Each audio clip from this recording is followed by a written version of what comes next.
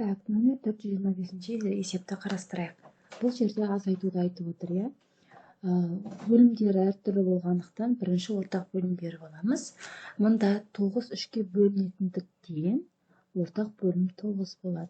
9-ды 3-ке бөлсек 3, тоқтауыш көбейткіш жазамыз 3, мұнда 1. Демек 3-ті 1-ге көбейтсек 3 минус 1. Сонда жауап 9-дан 2 болады. Келесі 18 9-ға бөлінгендіктен ортақ бөлім 18 болады.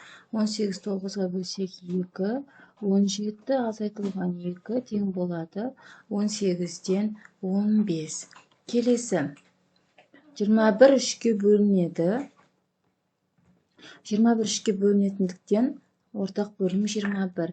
Сонда мұнда 21-ді 3-ке бөлсек 7, мұнда 1-ді жазбай қойсақ болады. Сонда 10 азайтылған 7 тең 21-ден 3, қысқарады 3-ке, сонда 1, 21-ді 3-ке бөлсек 7. Келесі 45 9-ға бөлінеді. Демек, ортақ бөлім 45, 9-ға бөлгенде жауап 5 болады. 5-ті 4-ке көбейткенде 20, азайтылған 13.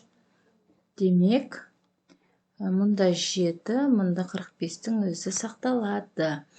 Келесі 15 5-ке бөлінгендіктен ортақ бөлім 15 болады. 15-ті 5-ке бөлсек, ол бізде 3. 14 жазылады. Минус 3-ті 3-ке көбейткенде 9.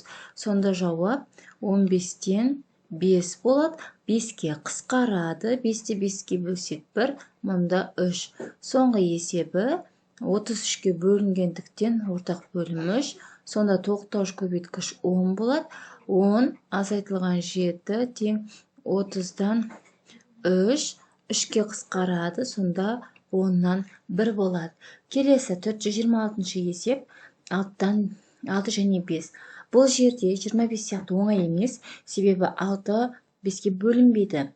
Біз бұл жерде көбейту кестесін білуіміз керек ортақ бөлім беру үшін. 6 мен 5 қандай сандардың бөліндісі, яғни бөлгіштері бола алады.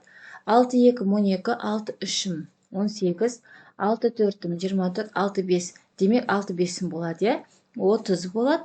30-ды 5-ке бөлсек 6, 36-ға бөлсек 5, жоғарғысына тоқтауыш көбейткішті жазатын боламыз. Сонда 6 азайтылған 5 тең 30-дан 1.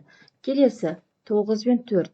9-ды 2-ке көбейтесіз. 18 3-ке 27, ол 4-ке бөлінгенше. Демек 9 бен 4-тің өзінің көбейтінділері. 9 4-ім 36. Демек, мұнда 36-ны 4-ке бөлсек 9, 9-ға бөлсек 4. 9 3-ім 27. Азайтамын 4 4-ім 16. Сонда жауап 11 болады. Бөлімі 36 болады. Келесі 4 3-тікі 12 ортақ бөлімі. Сонда мұнда 3-тен тоқтауышы, мұнда 4-тен. 3 3-ім 9, минус 4, сонда 12-ден 5 болады. Келесі 12-ні үлкен санды, ең оңай жолы үлкен бөліміндегі үлкен санды көбейту арқылы білесіз. 12-ні 1-ге көбейтсек бөлінбейді 8-ге, 12-ні 2-ге көбейтсек 8-ге бөлінеді. Демек 12-ні 2-ге көбейткенде ол бізде 24. 24-ті 8-ге бөлсек 3, 24-ті 12-ге бөлсек 2, 3 7-ім 21, минус 10. Сонда жауап 24-тен 11 болады. Келесі, мұнда 11 мен 9. Бізде 9 мен 11 бізде ешқандай не болмайды. 2-ке 3-ке көбейту әуре болмай қоям, себебі 9 только 2-нікі 99. Демек, мұна жерде мен 9-дан берем, мұнда мен 11-ден беремін. 11-ден. Сонда 77 азайтылған 18. Осы жерде 77-ден 18-ді азайтып мәнін жазамыз. 59 болады. И бөлімі 99 қалады.